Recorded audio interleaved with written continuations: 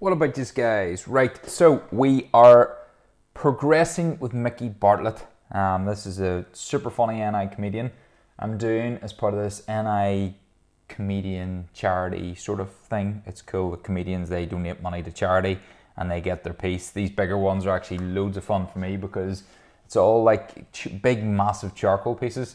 So what I've done so far, this is the reference picture. I cannot give the photographer a reference because I don't know who took the photo. But if you do know them, let me know and I'll definitely tag them in. So this picture here, I made it first of all into black and white. We've got it looking near enough like it, but this has depth, this doesn't. So my plan now, I've basically laid down the pencil outline and then I've come through with a charcoal outline, but the charcoal outline gives it more detail. It's very smudgy and scratchy at the minute, and it doesn't matter what I do at this stage because I can always salvage it if I'm doing any smudging. What we're doing now is we're bringing in black, so it's all black, but we're bringing in like a heavy black. So I'm gonna use basically a bit of charcoal and I'm gonna go very, very heavy. So the likes of the t-shirt, at the minute you can see the t-shirt has got sort of the darker sort of low lights on it. There is highlights, but in essence the t-shirt isn't white, so I need to block that whole colour in. Same with his beard, lower beard, there's heavy black. I haven't done anything with that yet. I'm gonna block that in. And then just his general skin tone. So I don't want just the white of the page to be his skin tone. So if anything, I want to create some sort of skin tone on him, and then I can remove it with the malleable rubber later. So first and foremost, I've got my coffee ready, got my picture ready, and yeah, I'm gonna just block in heavy colour in places, and then we can worry about the rubber later on. But also I'll be using that tool a lot. So that's a makeup sponge. I find that's actually very good because the point on that is perfect. So if I want to provide like wee small lines, that gives me like a pinpoint sort of smoother. If I want to just do general smudges on the face, I can do it like so as well. So this will be good to get the initial skin color. So first and foremost, lay down heavy black and a lot of it, and then it'll almost get worse, or it'll almost look worse to get better. So I'm gonna lay on the black quite heavy, and then I'm just gonna start smudging it, removing it, and yeah, making it look cool. So I'm gonna stop talking. I'm gonna let you start watching as it happens, but yeah, let's go. So let's go for the t-shirt first. So as I said, mostly black.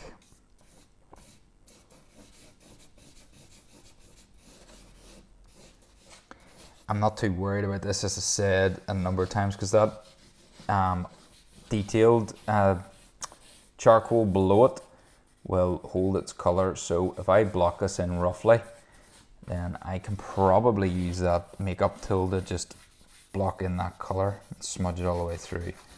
But let's see what way this works, if it works at all. So blocking that in initially, looks an absolute mess, but if I use this makeup sponge, and then yeah, that's gonna at least add colour. Now it'll be too soft probably, and probably remove a bit of it, but at least it's bringing it from being that original white. Yeah, so as long as I've got some sort of colour on that, it'll look better than when it was white. His neck, as we can see here, has a white element to it. It is very white, but I don't want to have that. Just white. Right, so block that in. That is darker as well. His t-shirt is darker, so I'm gonna definitely add more to that. But initially, if I can put some colour on it. It's funny when you're talking about black and white, because they'll say colour, it's like put some colour on it. I don't necessarily, well, obviously I don't mean putting literal colour on it, but I do mean adding the blacks. So on the beard then, we've got around his chin, this is all very heavy black. So I'm just going to block in this.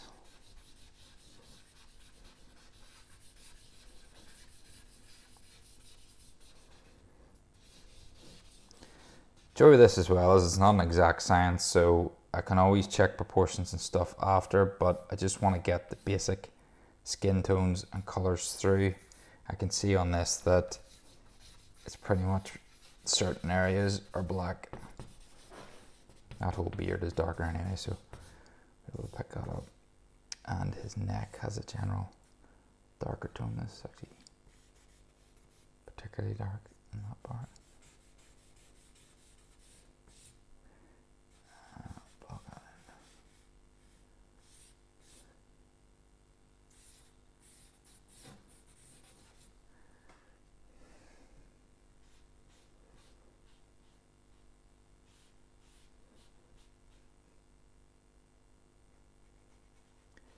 If I'm going, so the likes of around his ear here is quite light. If I cover that at the minute to give it some sort of skin tone and then come through with a rubber, I'm happy enough with that. I rather at this stage, as I've said, just to get the darks in. So not overly fussed if I cover white areas, because you can always salvage that at a later stage.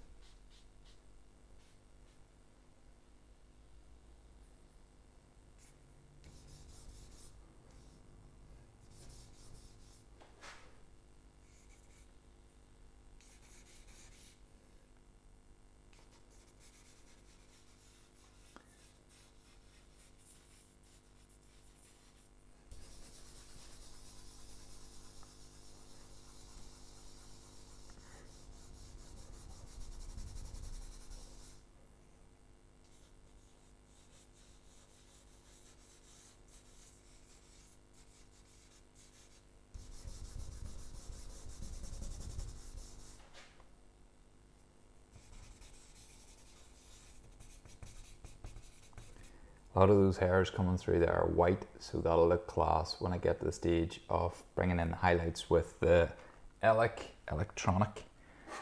rubber, that thing there, because that'll allow me to do like these small fine hairs. But we've got to have texture on it so it can be removed, so as opposed to white surface. So in essence, I can build this area up here.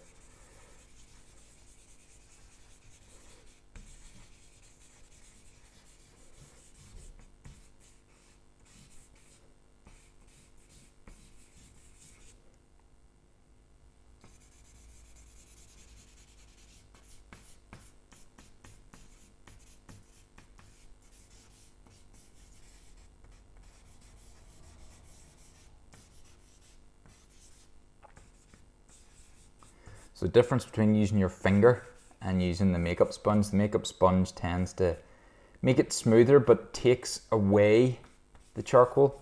If I'm trying to keep the charcoal on the page, I'll most likely use my finger because it'll stay on your finger, but it still allows you to smudge it. If I did the same, so say this area here, if I use this makeup sponge here, you'll find that it'll actually go lighter because you're almost removing it, you're smudging it through it, as opposed to sort of keeping it in the one area. So the likes of that instance there, I want that area to be quite dark, so I'll build that up and then I'll just use my finger on that. So it's the difference between using your finger to smudge or using a makeup sponge to smudge. It's all down to preference. Everyone has different ways to do things. I think that's the most coolest thing about art, is everyone has different ways to do it. You could argue that there is no right way, there is no wrong way, and I like that. And I think from an untrained artist, which is myself, obviously I did up the A level, but I enjoy not knowing the full amount. So if I went to art college, you're taught all these ways to do things. You can get sort of stuck in that. Whereas if you're untrained as such, it's literally what you've learned, be it through YouTube videos or watching other artists or whatever. That's all what you've learned and how you get better. But if you tend to just go with what you're taught, then you'll never really develop, because you'll just be so focused on, I was taught to do it this way, I can only do it this way. And that's really good, and you'll get far in life with that. But I think you can get to the next level if you start trying things for yourself, different things.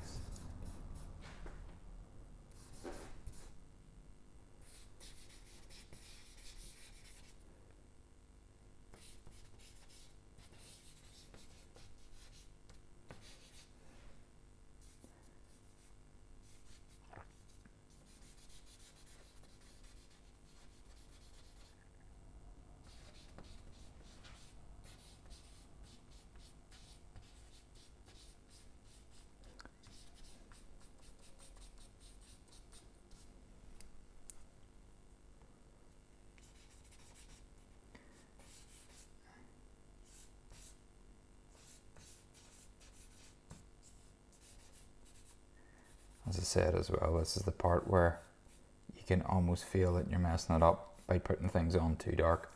But as long as you're not leaning heavy and it's like a lighter charcoal, you can always remove. So I would rather have texture there to remove than nothing there at all. So I'm okay with going heavy at this stage.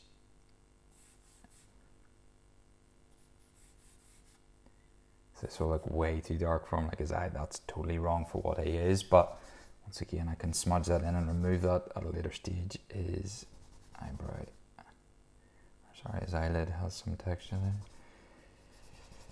That's quite dark in there.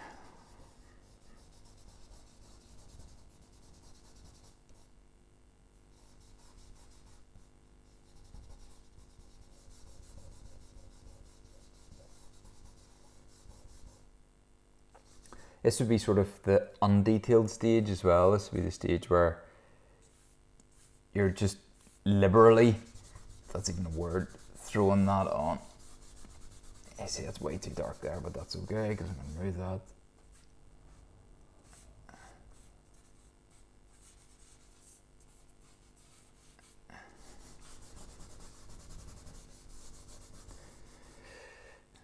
I'll make his forehead quite dark, even though it's super light. But that's okay.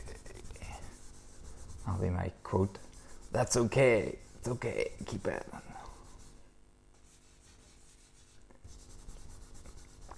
See, to show you an example, so if with those areas there, I'll probably smudge them out a bit, because his forehead, I can see here now, that's way too dark for that, but at the same time, it's fine, because I can use that to build up texture. There's a slight run up there to his head, around his hairline,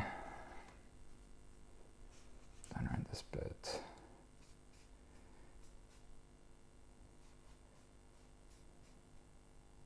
So he's actually got particularly piercing eyes, which is cool. Love drawn eyes. Was it the window to your soul? Something like that. And there's lines here which aren't here. I can see them, but they're very, very light, and they will most likely be rubbed out. But if I draw them at this stage, then it'll leave sort of almost it on it slightly. There's a blemish there on him. He actually said to make sure that's not included in a joking way. So, well, I think it's just a temporary spot. So, yeah, there's no point in me drawing that, because that's not his permanent character. Now, you shouldn't really do that to drawings. You should draw what you see, but at the same time, there's artistic license there. There's no point in having something there which isn't a permanent feature, because he's always got to look at this picture. That's if he decides to keep it. Probably throw it in the bin straight away, thinking, awful. Hopefully not. There's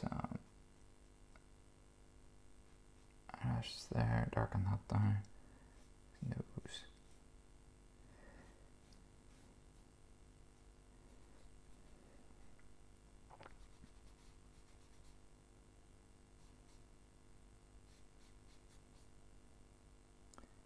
Right there, that's all really white. Here's really white, here's really white. But not too bothered about that.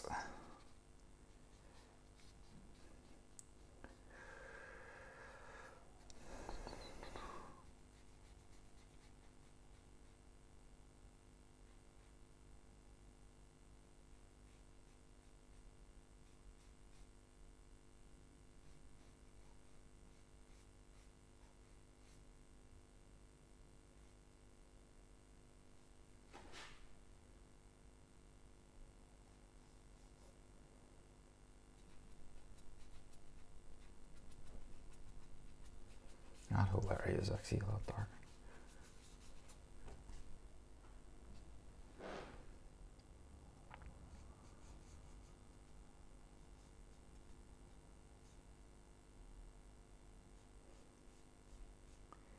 It's funny, I was watching a video and the person was talking about like how to do eyes, and he was drawing, it was actually graffiti, so it was how he was drawing these eyes. His eyes were so realistic looking and cool. But a lot of the time people think that's the talk about the whites of your eyes, but it's not actually white. If you look in the mirror, it's almost like got a blue, hint of blue to it, which is quite interesting. because you would never think that. So we're not talking about the iris, we're talking about the actual sort of white of your eyes. So they aren't so much as white, they'll have this sort of underlying tone through it, which is cool, because then when you learn that, you can actually recreate what the eye actually looks like instead of what you think. But yeah, that was interesting. Right, I'm gonna leave it there. I'll give his forehead a bit of colour, but not much, just almost making everywhere some sort of colour so that I can remove it. But around the nose here, sort of a wee bridge there and down. And cool, right, I'm gonna leave it there, and what I'm gonna do is I'm then gonna come in, check a couple of proportions to make sure I'm hitting right, and then I think I'm gonna go in even heavier. So this is like added one tone down to the whole drawn, so now I'm gonna go really dark, so I'm really gonna look for the dark areas. Good way to do that, which I'll give you a wee tip here. If I go to edit, so I use iPad and this is just a photo, so if I then go to say the controls, if I go to the lightness of that and just darken it down completely, I can see roughly where the real dark areas are, which as you'll see from my drawing I'm getting, so they're really dark.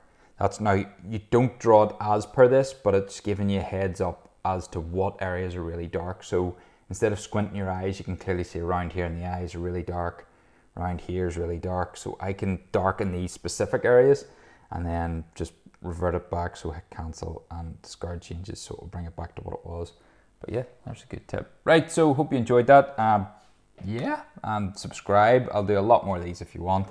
And yeah, give me suggestions of who you want to see next. Obviously this is part of the NI Comedian Draw thing, but if you want to see others, so the likes of, where are we, John Lennon and stuff, there's Ryan Reynolds and all that. But yeah, whoever you want to see, let me know.